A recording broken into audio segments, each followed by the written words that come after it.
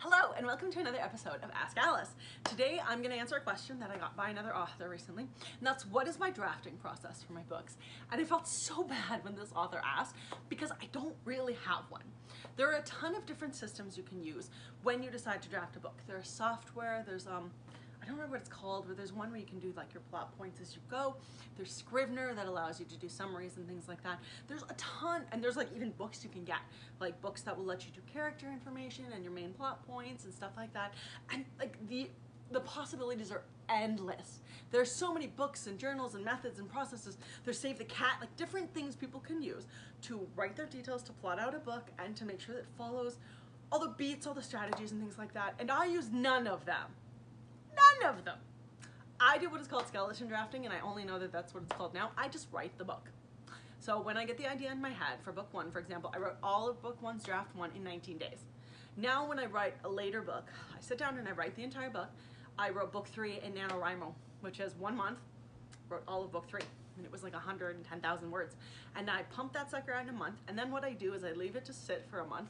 Then I go back to it, and the first thing that I do is I read it, and I kind of jot notes. Make chapter summaries, and I talk about the main points of what happens in each of the chapters that I wrote.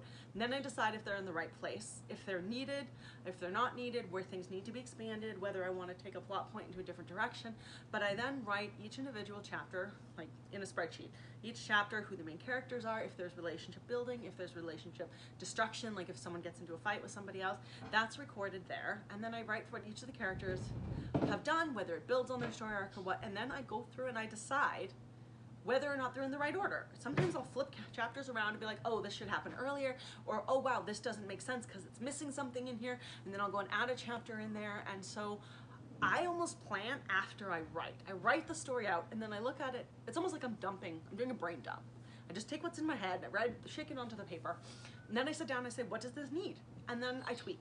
Also, when I do my skeleton draft, I don't write all the full details out. I don't do the descriptive stuff, because why am I gonna spend a page describing a castle that then I decide they don't go to, right? I get the main story out, that mainly like I'm telling it to myself.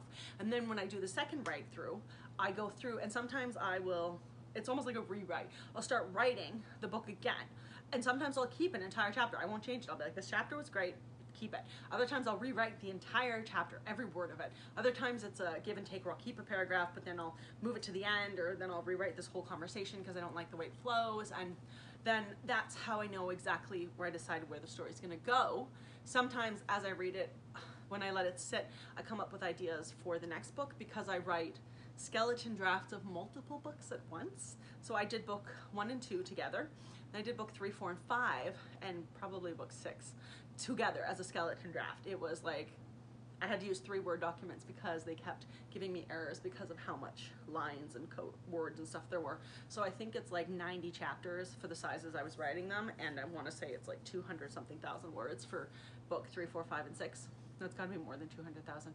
But anyway, it's not full details now. And now I'm taking that and I'm rewriting it, because I know what's coming.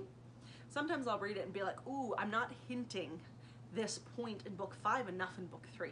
And then I'll go and I'll add to it, or I'll be like, you know what, I think it's too soon to like hint to this thing that's coming in book 6. I'm gonna move that to book 4. And because I know what's coming, I play with those points. And then when I go back and I start the skeleton edit for book 5, and like when I go and start rewriting book 5 and 6, it's gonna be a lot more work, because I will have changed things from the skeleton draft of book 3 and 4, and then now I have to go and really play with book 5 and 6. And so because of that, it's a ton of work, but I don't mind, because I let the story kind of evolve as it needs to. But once I get the bones and the structure out, I will run wild with it.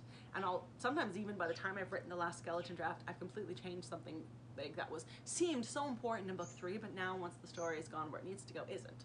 And I like that better, because then the story kind of evolves on its own, and it's not like I planned it out. And I guess there's an argument between being a plotter and a pantser. Plotter is like writes things out in advance, and a pantser is you don't write anything and you go. But I kind of do it both. I just do it in a really weird order, because it's just how I am. This is what works for me. Doesn't mean that there's anything wrong with it. It's just that I'm very unusual. So yeah, I felt kind of bad though for that author. It was like, oh, what process do you use? I don't. I use Alice's process, because Alice is weird. But what are you gonna do? I'm just different that way. So yeah, let me know in the comments if you have any questions for me. I would be happy to answer them for you in another Ask Alice. But otherwise, I hope you have a fabulous day, and thanks for stopping by. Make sure you subscribe if you haven't so you don't miss any of my awesome content. Bye!